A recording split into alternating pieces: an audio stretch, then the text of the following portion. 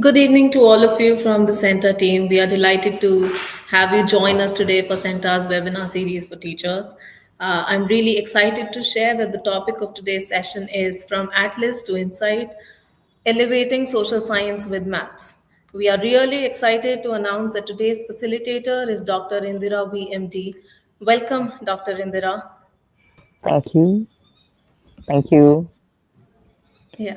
Dr. Indira is a former agricultural scientist and a Bharatanatyam dancer who transitioned to education in 2012, founding the Nrutyadhyeya Vidyalaya for teacher to teach dance to children with learning disabilities.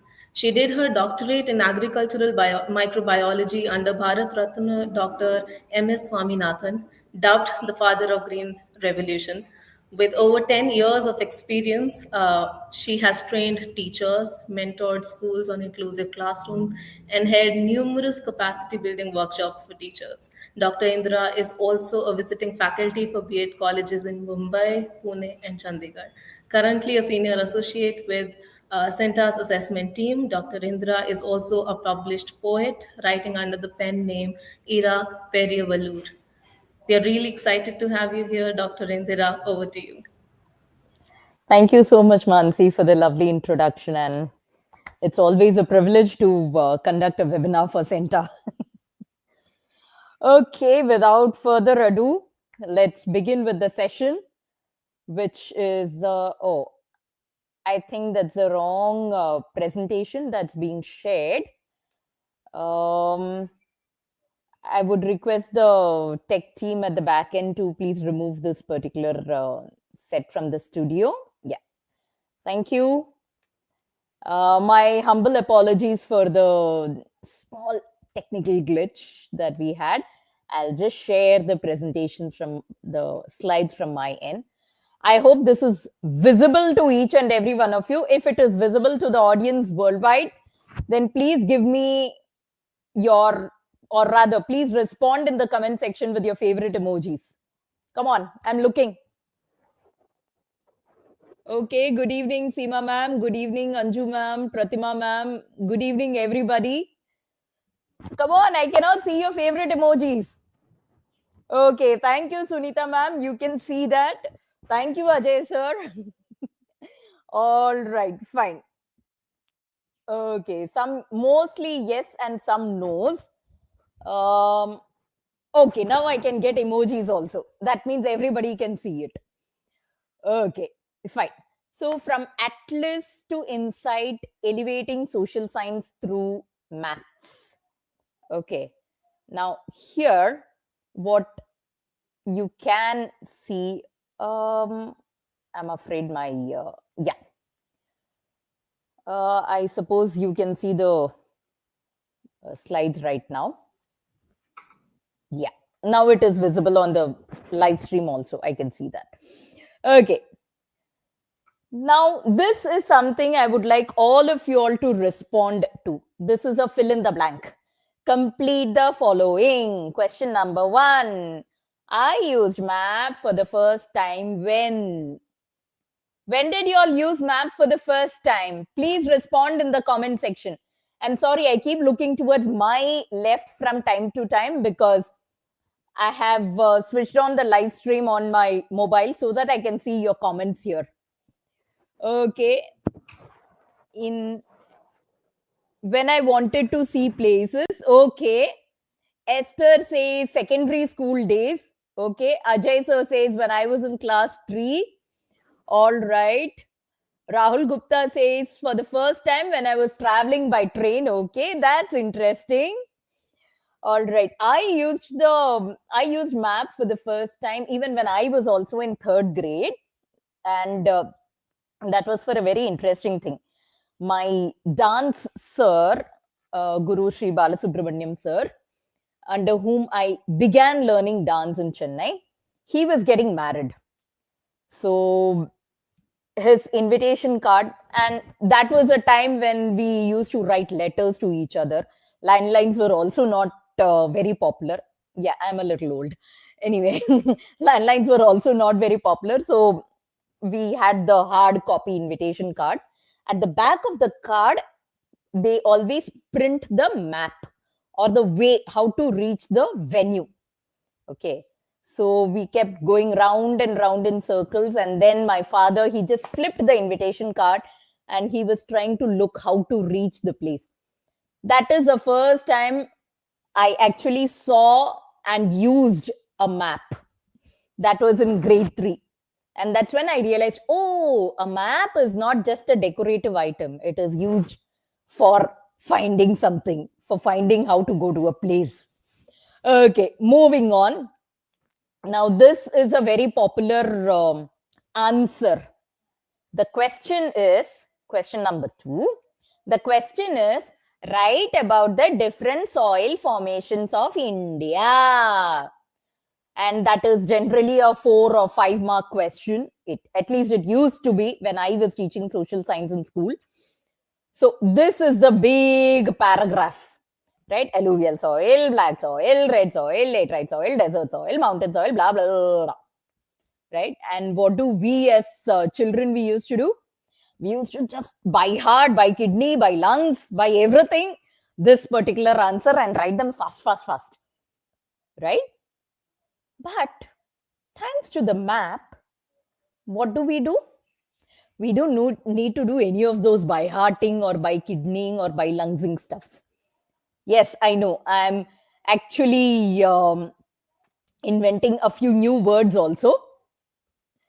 So instead, what we can do is take the map of India, just mark where do we find mountain soil or where do we find, just a minute, I'll turn on the laser pointer. Yeah. Where do we find the mountainous soil or where do we find the alluvial soil, red and yellow soil, then the black soil? Just mark it on the map and everything is just there, right? The data is much more clear. This is actually a data and this is a more systematic organization of that data. That brings us to the next question. What are maps? Maps are visual representation of a complicated data. And you have your first poll on. Please vote and then we'll share the poll results in a while. So what are maps? Maps are visual representation of a complicated data. Agreed that this is a highly complicated data. And this is a visual representation of this particular data. And this is much more useful when we have to organize data into certain chunks and represent that particular information. Data is information, right? So that is what maps are for. Now, here was the poll. Maps in school were where I gained or lost marks, or which were only wall hangings that the geography teacher always noticed. So let me just share the insight. Yeah. So 63% people say where I gained or lost marks. And 36% says they are the wall hangings that were only noticed by the geography teacher. That's very nice. So there is one interesting story. I have narrated this numerous times, but hoping that there are some new people in the audience sharing it once again. So this happened about 25 years back, way back in 2001 or something like that. And I was brought up in Mumbai. And me being a Keralite, every summer vacation, we used to go to a native place. So once, a day before going, I was just telling my group of friends that I was doing my graduation at that time. I told them that, okay, kal se main nahi aungi. I'm going to Kerala for vacation. So one of my friends just quipped and asked, hey, Kerala, I have gone to Kerala, but I could not find Kerala station. And I asked, why do you need a Kerala station? Because I was actually baffled. I said, Kerala station, so even I have never heard. So he said, why in Mumbai we have Mumbai Central Station? Why don't we have Kerala station? And then the thought struck me that he has got confused between what is a state and what is a city. So quickly I asked, haven't you done your maths in 10th standard? And he was a topper, huh? He was a topper in school. Haven't you done maths in 10th standard? And he said very sheepishly, yeah, but then that is only for scoring marks. That's where I gained a lot of marks, he said. So that is what maths of our times were. And yes, or else they were wall hangings that only the geography teacher used to notice. And this is another story. What is this? I would like all of you to respond on what is this? What do you see over here in this particular slide? Everybody, quickly, come on. 10, 9, 8, 7, 6, 5, 4, 3, 2, 1. Yes. As Supriya ma'am says, it's an upside down map. And Kanchan ma'am also says it's a world map. It's a world map turned upside down. And this is how the map was in my classroom until the geography teacher noticed it. And that's when we realized, oh, this is the upside down map. That brings me to some of the misconceptions that many of the students, even today, have. They don't know which side is the right side of the map. Should I put it upside down? Should I put it like this, like that? Sometimes I have seen Australia going way back towards the west in the northern hemisphere. In the northern hemisphere, going way back to the west. And I have seen all varieties of map hangings in the classrooms. Now, the main question. This is the next poll. Can we please have the next poll? That is, why maps are important in learning social sciences. I would request the audience to please vote. They help in visualizing history, geography, promote critical thinking and analysis, or make lessons more interactive and engaging, or they simplify complex data, like I said, and help us understand better. What is it? Okay, there are already 35, 34 votes. Oh, 38 votes, 40. Chalo, 10, 9, 8, 7, 6, 5, 4, 3, 2, 1, and 0. Okay. So 49 of them say, 49%, not 49 people, but 49% say that it helps us visualize history and geography better. That's true. It simplifies and helps us understand the complex concepts easier. Yes, that is 19% of them say that, and makes lessons interactive, 13%, and it promotes critical thinking and analysis, that is 17%. Thank you so much for all your votes. 67 people had voted. Thank you so much. So in fact, map plays a role in all these four things. Helps us in visualizing, encourages spatial analysis, makes the lessons more interactive, and they simplify the complex information for a better understanding. So with that, we come to the next part of the section, that is threading a story. As many of you might be able to guess, this is Punjab, and my mother was brought up in Punjab. My father was brought up in Odisha. They both got married in Tamil Nadu, and they both shifted to Maharashtra, which is where I was born. Then I was brought up, or I did my schooling in Karnataka. Then I moved on to complete my graduation in Delhi. And then I settled for the rest of my life in Maharashtra. Now, I would like all of you to please tell me, what did you learn from this particular story? By the way, the story is highly fictitious, but yes, this is not my story. It's a fictitious story. But I would like you to tell me, what did you learn from this story? Timelines become easy. Okay. Yes, Jyoti ma'am. Then different states and their location. Very nice. Thank you, Supriya ma'am. What else? Yes, location of different states.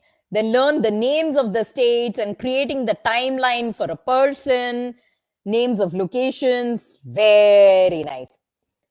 This was an activity that I conducted in the classroom to teach children about a lot of different things. One, the difference in culture, the influence of different places, the cultures on the lifestyle, the impact of migration, then how urbanization has led to growth in human activity. This was one very effective way of teaching. And another thing that I tried to introduce in my children with this was, imagine if you were in the 12th century and if you were learning, if you were doing your graduation in Delhi, then who would be your ruler at that time? So then children have to reflect back at, okay, at 12th century, who was the ruler, who came down, who invaded India? Were the Mughals already there or no? If it was the Mughals, then which king was there, right? It helps the children think back, reflect back, place themselves in that particular position. Creative and critical thinking analysis. Moving on. This is the next poll question. I request the next poll to be please shared. How do you think this particular activity can be used in the classroom to teach the diversity and unity, discuss the regional influences of life, or to discuss the regional influences on life, or to explore the migratory pattern and their impacts? Okay, 29, 49 votes. 10, 9, 8, 7, 6, 5, 4, 3, 2, 1. Time up. Okay. So 73% have answered teaching India's diversity and unity. 17% have answered study the impact of different culture or the different migratory patterns on life, and 9% have answered discuss the regional influence on life. Thank you so much for the votes. 76 people have voted. Now moving on from here, this is the world map. I hope all of you agree. Here we have the Himalayas, then here is Arabia, Persia, all the different countries, right? Now, what if the Himalayan mountain ranges did not exist? Again, I'm asking you all to think and answer. Please share your comments, or rather, please share your answers in the comment section over here. I'm watching you. What if, I'll once again go back. These are the Himalayan mountain ranges. What if these Himalayan mountain ranges did not exist? India might not be in Asia. That's what Priya ma'am is saying. Okay. What else? What else? Think. What does the Himalayan mountains do? Harsh cold winds would enter India. Okay, thank you so much. Cold winds would blow from Central Asia. Climatic conditions of India would be different. Yes, thank you so much, Rekha ma'am. No perennial rivers. Very good point, Revati ma'am. India would be frozen. Okay. We would not have received the monsoon rains. Okay, Kanchan ma'am. It would be a cold desert with shivering winters and no barriers for the monsoon. So, no agriculture. A complete shift in the weather. That is, if a complete shift in the weather, it actually means a complete transformation in the vegetation. Here, in fact, this entire country would be covered in desert. Although this may not be the right world map to share, I'm afraid. But yes, I hope you are able to visualize what would happen, right? These forest areas would not be there. This entire belt would be a desertified area. Okay. Now, what will happen if we ask this kind of question in the class? What do you think will happen? Please give me your answers. What do you think would happen if we ask this question in the class? There is a certain connect that gets established, and it helps. Uh, yes, yeah, it helps in a lot of critical thinking. It helps the students to think what will happen, what are the different conditions that would happen, evaluate, analyze, and it actually helps evolve student from being a student to a learner. A student evolves from being a student to a learner. A learner is when the child is interested on his or her own and starts thinking and learning more and more on their own. Ultimately, teaching is all about empowerment, right? Teaching is not knowledge transfer, not at all. It is no longer knowledge transfer, it is more about empowerment.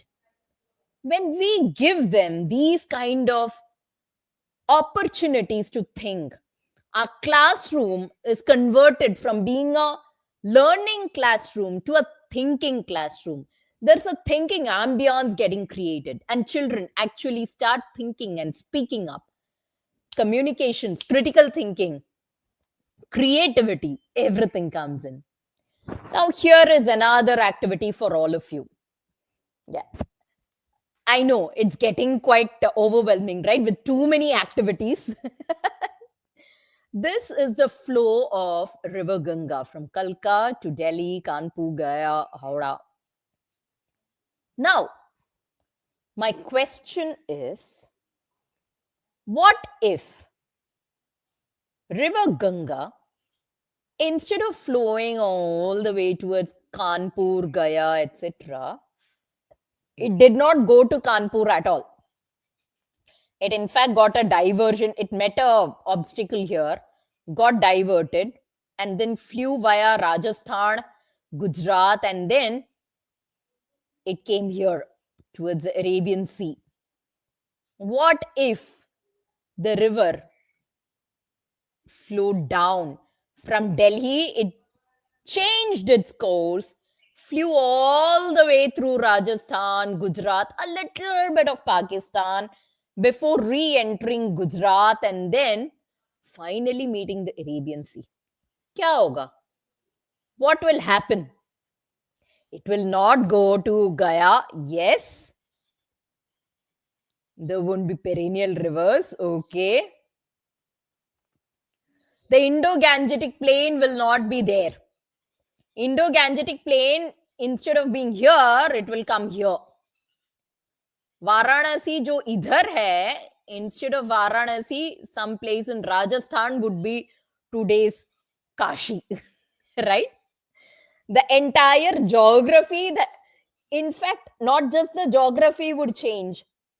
This belt will be highly rich in agriculture, right? This belt would be super rich. Alluvial soil would be found here and not desert soil. Rajasthan will not have desert soil. Instead, they would have alluvial soil, right? Run of Kutch may not be there. Who knows?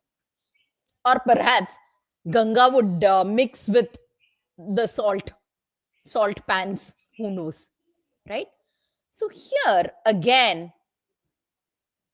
what will happen here? What is going to happen is this actually instigates or hones the inquiry based learning and critical thinking. Our classroom gets evolved from being a talking or a learning classroom to a thinking classroom.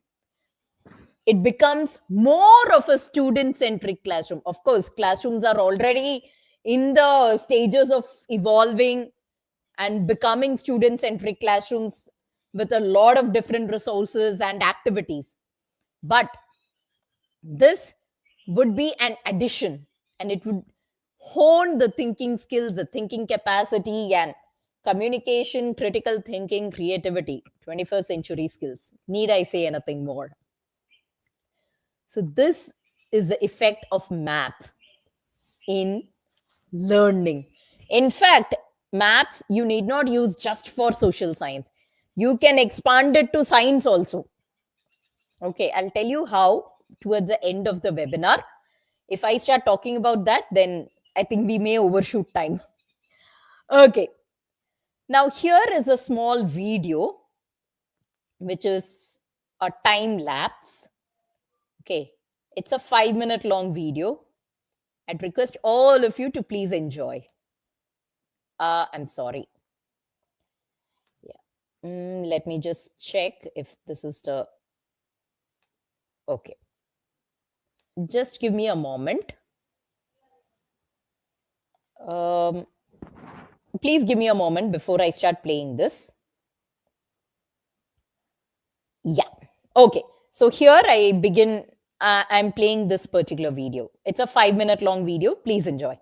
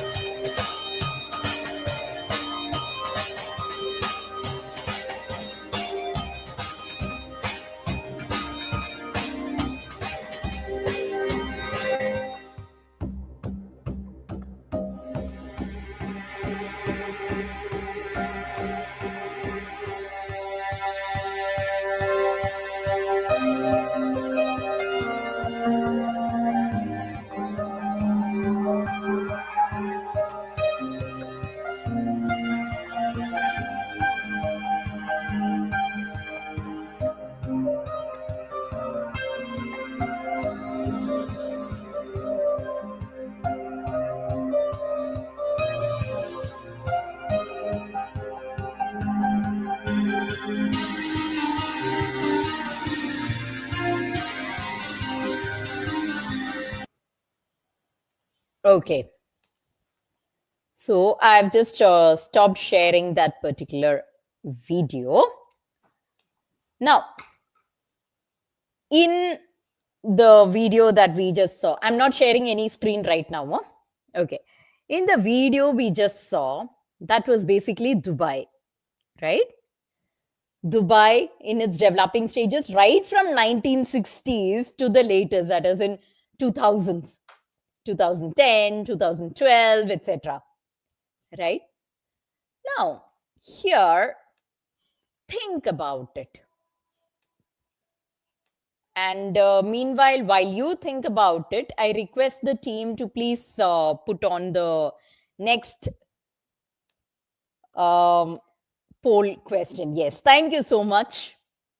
And I share my screen. Yes.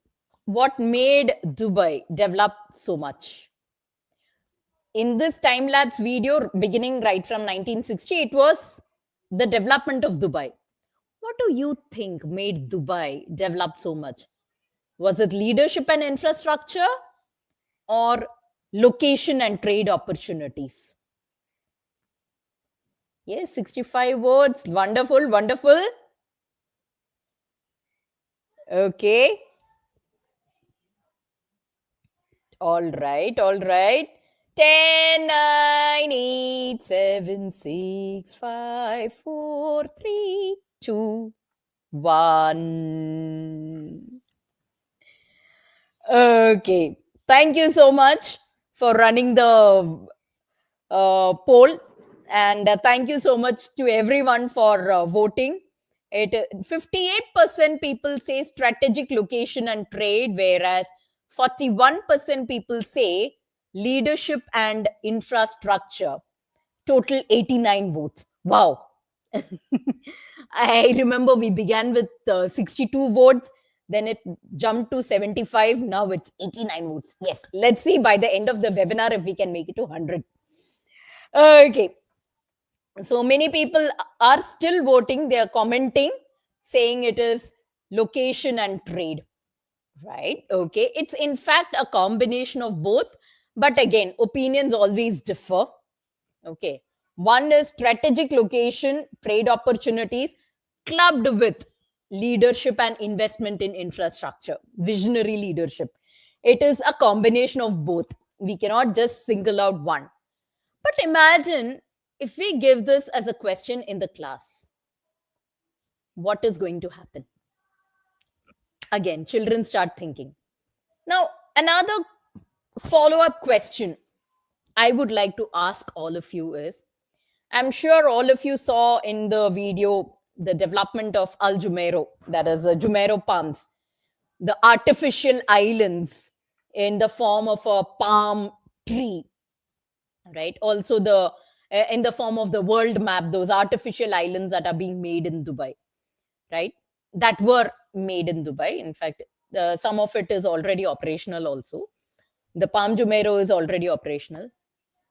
My follow up question would be, what do you think would be the impact of these construction on the environment?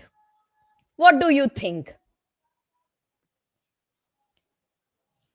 Oh, Supriya ma'am says children fight if we cut marks for one of the answers. Okay. What do you think would be the environmental impact thanks to all the constructions? Quickly, quickly. Yes, there would be adverse effects. A lot of marine life was affected, and in fact, in some of the latest research, unfortunately, I couldn't. Um, Rather, I would say I could not include those data also over here because I was running short. It was overshooting time. A few marine scientists actually conducted a study starting from early 2000s till now, in the past 20 years. A lot of marine fish, they have migrated deeper into the oceans, and the fish, a lot of aquatic animals, aquatic flora and fauna that were found on the shores of the Gulf. They have migrated deeper inside the ocean because there's a lot of because of the construction and the human activity there, right? So from here we can actually introduce environmental science, the biological life sciences, etc. over here. Now moving on, a much awaited, in fact I was told when I was running this as a trial, I was told that this would be a much awaited section, some of the common map resources for teachers in the classroom that can be used in the classroom. In fact, these can be given as assignments to students. These can be given as map based assessments as well to students. Okay. Now Google Earth is something all of us use, so I am not going to go into details about it. In fact, Google Earth is so popular that many of you can train me on Google Earth, right? So I am not going to get into the details of Google Earth, but here I would like to share with you all these three tools. One is National Geographic Map Maker, Earth Engine, and History Maps Timeline. I will also share the links to these three tools in the comment section later, so that all of you as teachers, you all can make use of this.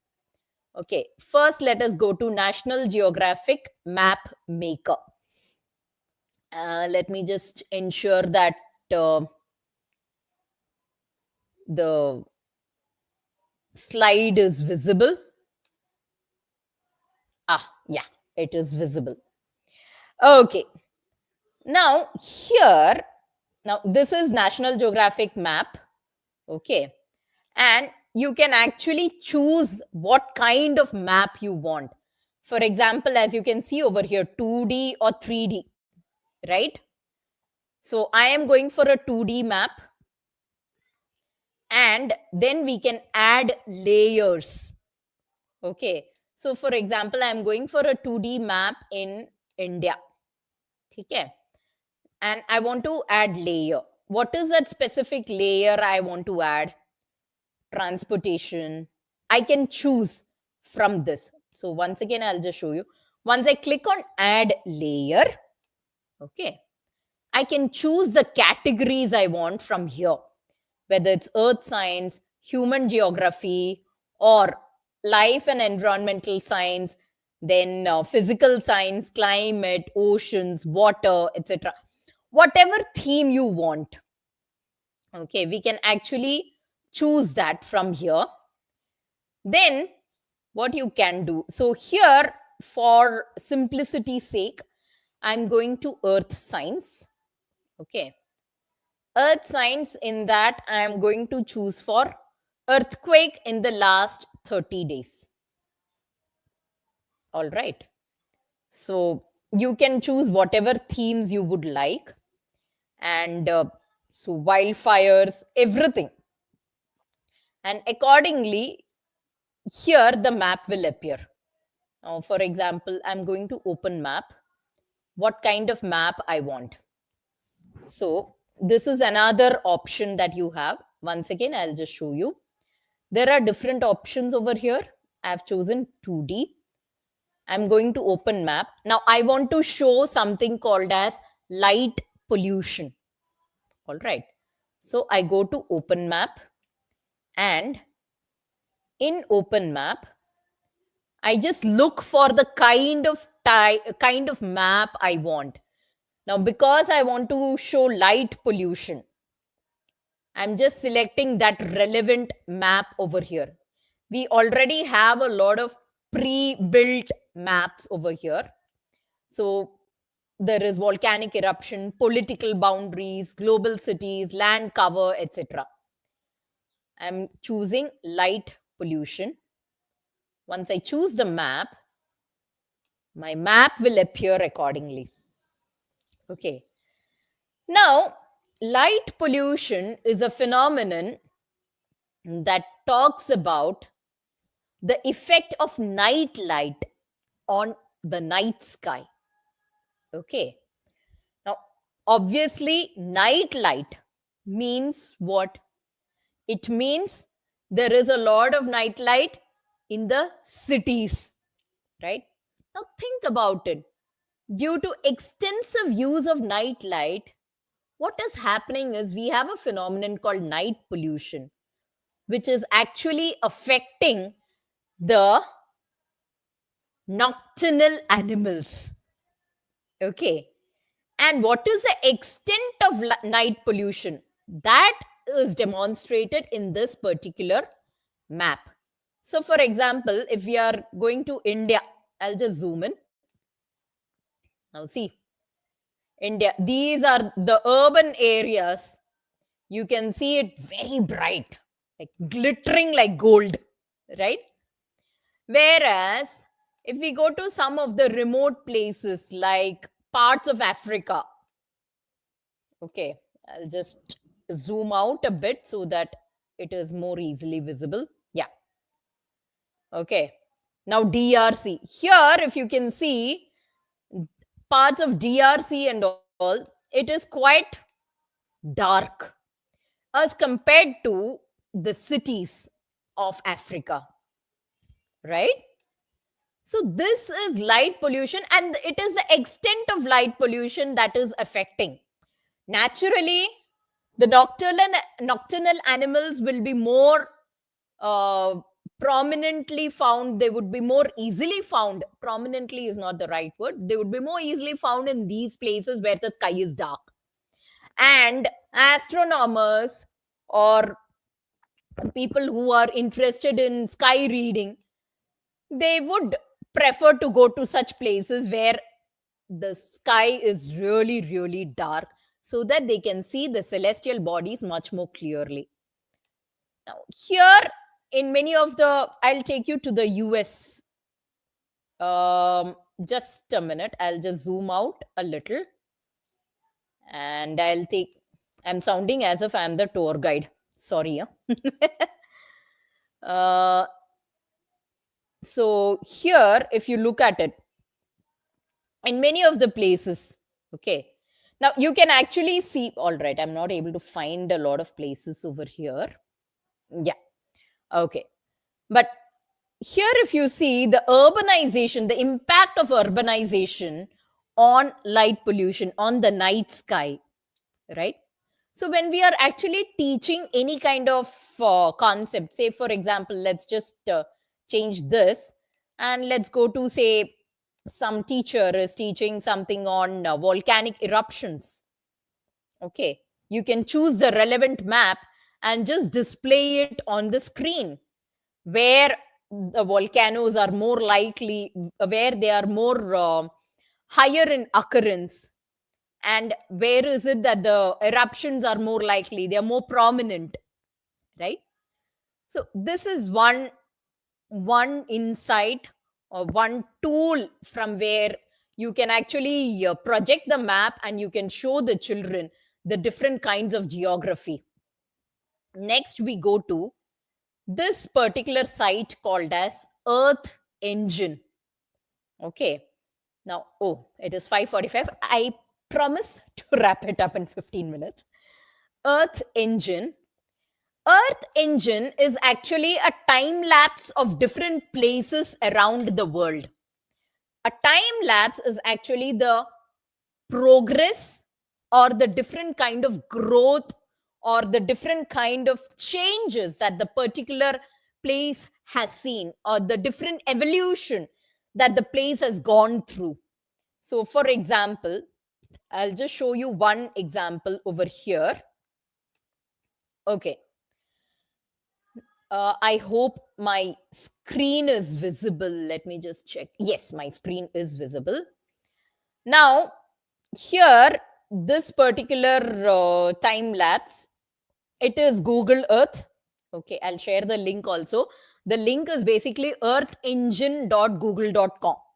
Okay, earthengine.google.com. They have time lapse for different places. I'll show you a lot of places also. The list I will just show you in a while, in a bit. Now, this place is this shows a drying up of the Aral Sea, Aral, Aral Sea, time lapse starting from 1984. Okay. Using this play button, I can play it, and I can also control the speed of this particular video. Now, this is 0.25x. If I click here, I can go to 0.5x or 1x also. So right now at 0.25x, I will start playing. Now, just keep a watch on this particular blue color area. Now it has gone to 2007. See how the particular sea is gradually drying up right up to 2022. Now it's going back 1 minute. At 22, see, at 1996, this is the condition. I'll just continue playing it. In 2002, what is the condition? Now, again, I'm playing at 2011. See, this is the condition. That's another 10 years down the line. Let's just see. 20, see, now this is 2022. The sea has almost dried. This is drying up of the Aral Sea. Okay. This is at 0.25x. I'll just increase the speed and I'll show you. At 0.5x, I'll just show you the entire video once again. Just see. You can watch the ticker going right below. Okay, the year. Again, it's going. It started from 1984. It's going. It's crossed 2010. Now it's crossed 2020. Yes. Right? So, see, this is 2022. This is 1984. The difference. Why? What is the reason? Of course, global warming, right? There are different themes over here. If you just click on this arrow that is there on the side, you have a lot of different themes like glacier, mining, the drying of the Aral Sea. That is what we just saw. This one is drying of the Aral Sea. Then urban growth in China. That's another very interesting video beginning from 1984 again. So we'll just see that. 1 minute. This is rendering. So we'll just begin from the starting. Yeah. So let's begin from 1984. This is 1984, China. Okay, a place in China. See this. 96. Now, I've stopped this at 2005. Okay, now let's move ahead. Let's keep moving. Now see this. Here, there is a landmass appearing. Previously, before this in 2010, there was no landmass over here. But see, in 2015, within 5 years, there's a landmass appearing. And now, 2022. See, 22. By 22, what is the effect? Once again, we'll just take a look. This is 1984. And I'm just jumping to 2022. See this. Okay, that is urbanization. When you have to teach urbanization, you can use this. All right. The name of the site is earthengine.google.com. Okay, it is another subsidiary of Google Earth itself, Google Maps. Okay. Next is, now we have had a lot of geography and physical sciences and everything. Now, let us just go to history, right? Let's take a look at history. Now, this is one site I found quite interesting. I found it quite interesting, and in fact, I have used it. The name of the site is historymaps.com. And this is specialized for timelines. Okay, the chronological order. We have a lot of different themes over here, if you can see on the right side of my screen, like Hindu synthesis, Iron Age, Buddha, then there are a lot of different kinds of themes. Okay. Let us go to the history of France. Just a minute. I think, yeah, we'll just go to war map and sorry. Okay, I'm sorry for that.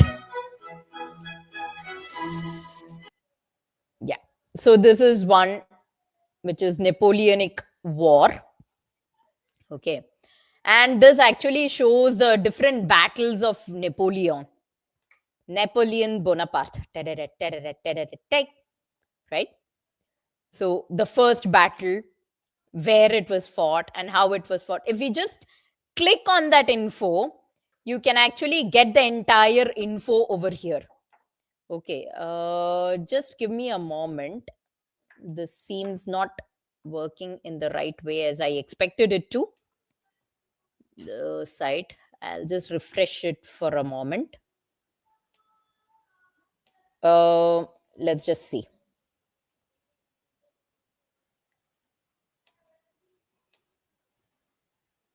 Okay. Yes, Battle of World War II. Let's go to World War II. I don't know why the Napoleon is not, the Napoleonic War is not working properly. So now, if we go here one by one, they have shown the illustrations. Okay, with the illustration where the battle actually began and what were the names of the different battles and what is the sequence. Can you see this number? That is 1 and then 2. Where is 2? If you can see this, the different number. Okay. And you click on that particular number, you get a paragraph, you get a small write up of that particular battle of World War II concerning that particular battle. Okay, so this is a very, very effective map in learning about, or it's very effective in a way that, because World War II and World War One or French Revolution, these are all something highly abstract. Okay, it is not something the children can imagine. Ha, aisa hua hoga. Something must have happened like this, because at that time there was no, in fact, World War or even the French Revolution time and all. Those were the time when there were no countries as such, and they were called, forget countries, they were initially called nation state, and nation state as such never existed, right? It's very difficult for the children to imagine how how can a world survive without a map. Okay, it becomes a very abstract thing for the children. That is where this particular history timeline, history maps timeline, it helps, because children are able to actually visualize, oh, this was the place, all right, this is Austria, this is Hungary, this is Germany, oh, this is why they are so near to each other, this is Poland, this is why they all were fighting against with amongst each other for the territory conquering and everything, right? So now we come towards the end of this session. Oh yes, I managed to finish within time. And we come to the last poll as well. After this particular webinar, in your next social science class, I would like you to tell me which tool you would be using for my sorry, the votes are open, please, or rather the voting lines are open. Let's see if we can reach 100. Oh yes, we got 100. I'm so happy. Oh, we overshot. We are past 100. Lovely. 10, 9, 8, 7, 6, 5, 4, 3, 2, 1, 0. So let's just take a look at the result. We have 140, 144 votes, 149, 152. Oh my! Thank you, everyone. That's nice. Okay, and I'm really curious to know who chose, or rather, how many of you chose which tool. Okay, Google Earth 46%, 23% National Geographic Map Maker, 15% say Earth Engine, and 14% say Timeline of History. Total 160 votes. Lovely. Thank you so much, everyone. Thank you for your lovely participation. In fact, National Geographic Map Maker, of course, due to time constraints, I could not show a lot of things in that. It has very beautiful layers and very beautiful themes: sustainability, pollution, then mining, not just mining and urban development. It even shows things like earthquake, which places in the world are more earthquake prone, etc. All these kind of themes are there. Please use National Geographic, exploit it. I would say it's a very effective tool. You may have to sign in, but that signing in is free. And with that, we come towards the end of this session. And we leave with a small quote by Peter Harriet, who is a very popular cartographer and a geographer. And he said that geography is the art of the mappable, because geography is, after all, the study of the world, right? Study of the world means what? Obviously, study of Earth, which itself has a complex set of data, right? So visualize the data in the form of a map. Thank you, everyone. I hope this particular webinar was useful to all of you.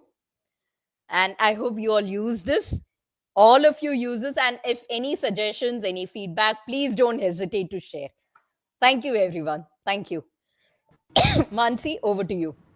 Yeah, all right. First of all, thank you so much for such an engaging session. I could see the audience love it.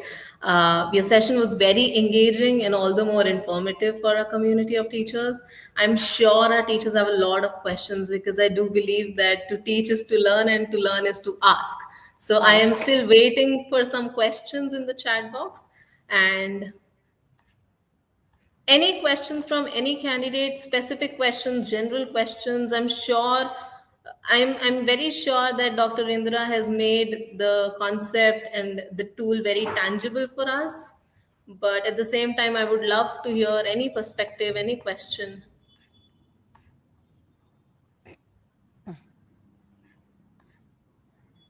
None as yet. But yes, No, but once they I'm come in, waiting. Okay. please I share. have made my notes from the session, and I have a few things to share as I wait for the questions. So, audience, I'm really looking forward to you. Help me out in this. First of all, thank you so much for making the session so tangible and tangential, in the sense that we worked with history, geography, regions, and at the same time, the audience itself was so engaging. I heard somebody write that we could talk about linguistic influences and culinary Yes. fashions with maps. I read location and relocation, integrating them to events of history, timelines of history. And so I can't accept that there are no questions. I'm sure there are many. Oh, some people want the link to the site, Earth Engine. Okay. So I'll just put the link. I'm just sharing it. I would request center team to share the link to Earth Engine site It's there in the on the. chat. Yes, It's there in the chat. Okay, I'm waiting for a question, but a quick question from my end. please. We have talked so much about maps and how they can be used in the classrooms, but I was a primary teacher, and so the question that comes to my mind is that when we introduce maps to primary kids, they're very interested at first, but how else can we use map as a tool in the classroom to introduce concepts and themes in primary grades? So one, this is tried and tested. Okay, I mean that's how I tried in my classroom, because being a chemistry teacher, I was asked to teach social science because that was the only vacancy there. So when I had to introduce map for the first time, I actually asked the children to draw the way from there, and this was during the COVID times. Draw the way from the place you are sitting to attend the class all the way up to your kitchen. And with your footsteps, just measure how many footsteps, how many steps you need to reach the kitchen. So that becomes your scale. And draw the Oh, way, that becomes your map. And then see. if you see something on the dining table, draw what are the different things, exactly what is the location of that particular thing in your dining table. This was a way I introduced map to the primary children. Yeah, it's like bringing a concept in the most intellectually honest manner that you can. We have one very interesting question in the chat before we Yes. conclude the session, and that's by Saurabh. A very interesting question. How can we use map in teaching of science? Oh, yes. One is environmental science. Okay. Now, if I am able to share the screen, I'll share my entire screen. Oh, okay. I won't be able to go. It's a different window. So one is environmental science, show global warming, water pollution, light pollution. I just showed you on National Geographic map. Water pollution, all these things. Urbanization, the impact of urbanization. That is one way of teaching science. Then, when it comes to the different minerals in chemistry, okay, now different minerals are found in different places. And coincidentally, near the minerals itself, you will find the respective factories, which is where the extraction takes place. Okay, that is another way of interlinking geography or map to science. In fact, when I was teaching during my teaching days, one of them, I won't take more than 1 minute. Huh? One of the students actually said, in ninth, we were talking about Antoine Lavoisier and his work and everything. And then they said, oh, yes, Antoine Lavoisier was in French Revolution. He survived during the French Revolution. He was living during the French Revolution times. So, what exactly has happened during that time? Okay, so that is again interlinking of history with science. So, you can actually do a lot of, in fact, due to time constraints, otherwise, I wanted to show a lot of interdisciplinary applications. Maybe some other day. But I'm sure our candidate, the participants have a lot to take from it, and they are little explorers. I'm very sure of that. So they do that. And with this, we come to the conclusion of the session. If you've registered and filled out the feedback form of the session, check your participation record in the app in the My Learning section. To clarify about the code, give me a moment. We are getting back to the code. It was a confusion from our end. Really sorry for that. I will guide you through the instructions to get your participation record. There are 5 steps. The first step is to open the CENTA app on your device. Step 2 is to navigate to the ongoing webinar section. Step 3 is to click on the submit feedback. Please note that this option will be available right now since we are at the end of the session. Step 4 is that during the end of the session, we will share a 4-digit code required for the feedback, and the code is 5307. I will repeat myself. The code is 5307. Please don't be confused. Step 5 is that complete the feedback form and you'll be able to download your record for participation instantly. I hope I am clear. This is a new process which was introduced to streamline your experience and ensure that your participation is instantly recognized. Thank you so much for to all the participants for engaging with us today. To register for more such webinars, please visit the My Center app.